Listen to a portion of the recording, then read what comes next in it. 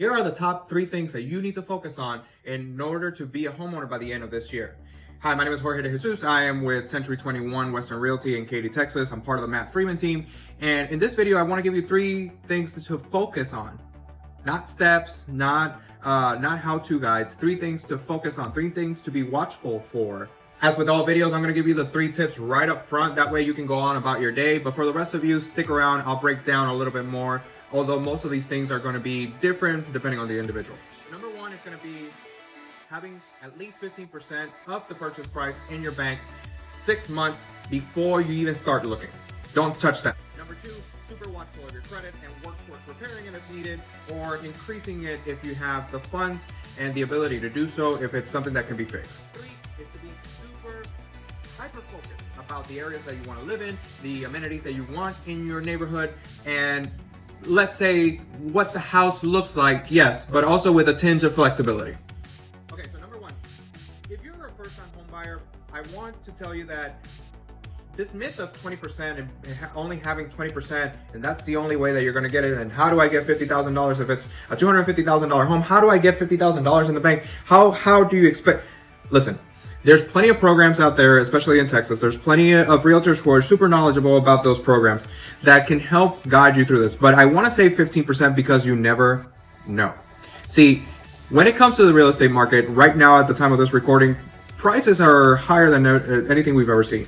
And you're going to pay for that, especially if you do want a house right now. There's nothing we can do about that. We can't turn back time and go back to 2012 when the same $250,000 home, it was $125,000. There's nothing we can do. However, what we can do is we can help you reduce how much you have to bring to closing by exposing you to some of this education, some of these programs that are available for first-time home buyers, even for some second home buyers or investors. There's plenty of programs. There's always a solution for this, but I want you to have 15%, and it's for 2 reasons. It's one, it's to cover the cost of closing. Even with the down payment assistance program, you're still going to have some sort of closing costs. Okay, so even with that, it's not that you're going to walk into a home for $400. It's not. I'll say that I've never seen it work like that. Maybe it has. I don't know. But then number 2 is that even though we might be in the looking for homes in the right neighborhood that you want to be in, and even though the size of the homes is fine and most of the features are fine, you're going to find things in the homes that just don't fit the bill, right? That you're not super excited about.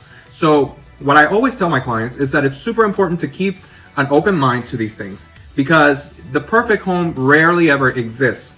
But with a little elbow grease and a little know-how and YouTube, you can always update things. And look, I've changed. I've updated kitchens. I've updated bathrooms, and it wasn't as bad or as expensive as I thought it was going to be. So with a little extra cash in your pocket, without the seller having to know about it, you can negotiate a very good deal on something that's a little outdated that most other buyers are not looking at because it's outdated and because they're not willing to do that. And then a little extra tip, there are loan programs out there that also can help you with not just the purchase price and not just the down payment, but all of it plus cost of repair. That's why it's so important to work with a real estate professional, so that you know all the ins and outs, and you know all the nooks and crannies and tricks that we know.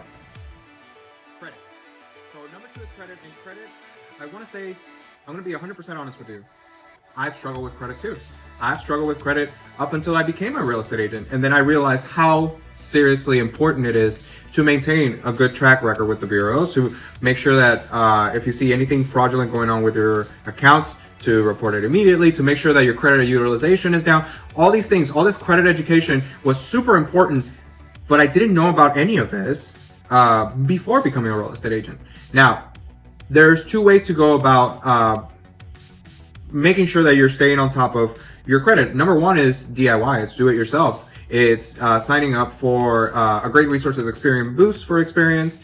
Experian, Equifax, and TransUnion have their own thing too. So some of these bureaus have great free resources. Some are not free that you can use to monitor your own accounts and to help you perhaps even fight some of these accounts that either may be wrong or that maybe have been on your credit history for a long enough time to where now you can take them off. And for more information on that, the bureaus themselves will offer free resources on that. But number two, hiring a credit specialist. This one is tricky because as much as I work with credit specialists and refer clients to them, you have to find the right ones.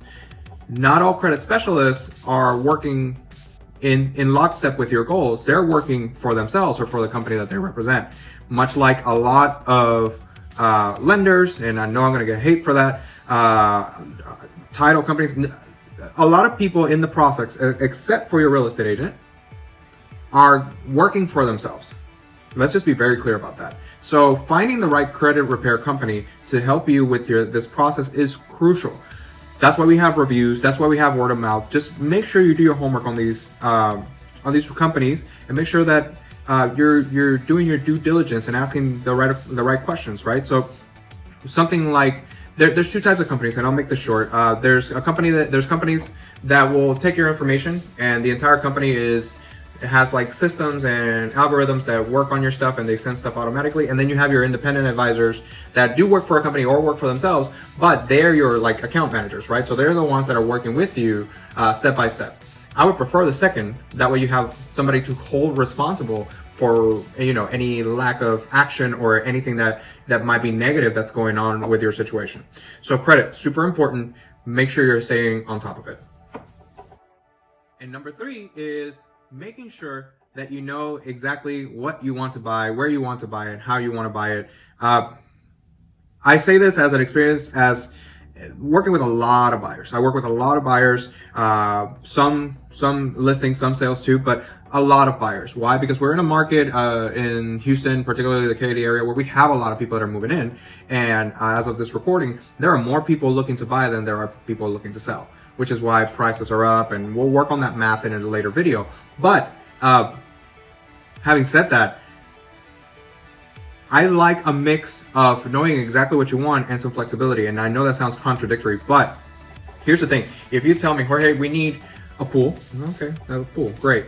Jorge, we need a large backyard. Jorge, we need 4 bedrooms. Jorge, we need an office. We need this, that, this, that, this, that. Okay, great.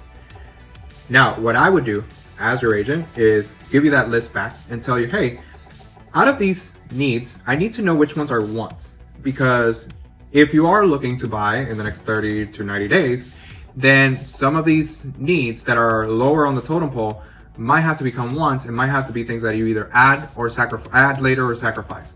And that's just it. Now, it's super important to note that it is your purchase decision. Nobody's forcing you to go one way or the other. But I like to give a much more realistic approach to my buyers. That way, I'm not wasting their time searching, hunting, and looking at or looking for properties that just don't exist. So that's why it's super important that I'm super open with you from the very beginning. That way, you know that what the true expectations are.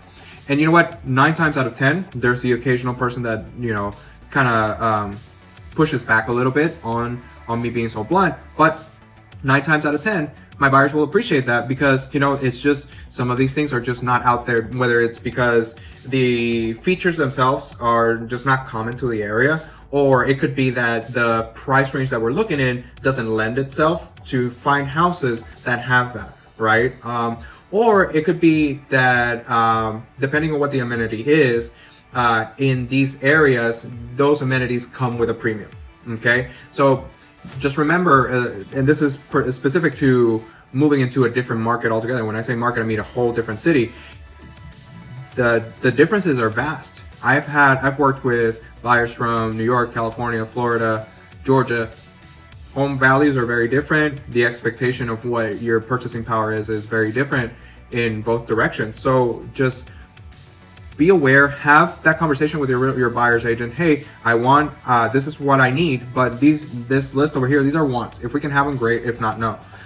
If you're working with a great agent, you'll probably get 90%, because that upfront honesty honestly saves so much time for us that it gives us more impetus, more willingness to, you know, let me check every so often, every 6, for my buyers, I would check every 6 hours to see if something new has come up, because we need to stay on top of it, and we need to be the first ones in the door to go see these homes. So if you're open and honest with me and you're willing to work with me in a very in a flexible way, I'm going to go above and beyond and then beyond that for you. So these are things that are super important to have your list of wants and needs, but also bring a level of flexibility to it as well.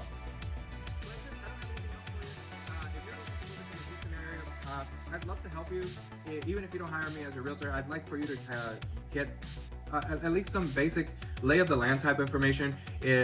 When it comes to the Houston market, it's very different, even sometimes when you cross the street. So be aware, or find a professional that you are comfortable with, even if my face puts you off. That's perfectly fine, and I appreciate the honesty, and I'm not planning on shaving.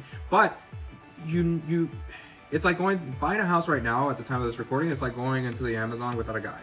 You just can't. You absolutely cannot. You need to have somebody that knows what's going on, somebody that can help you navigate these waters, and not just the markets and the prices, but negotiations and what to expect and the step-by-step. Watch out for other videos, and as always, thank you for watching.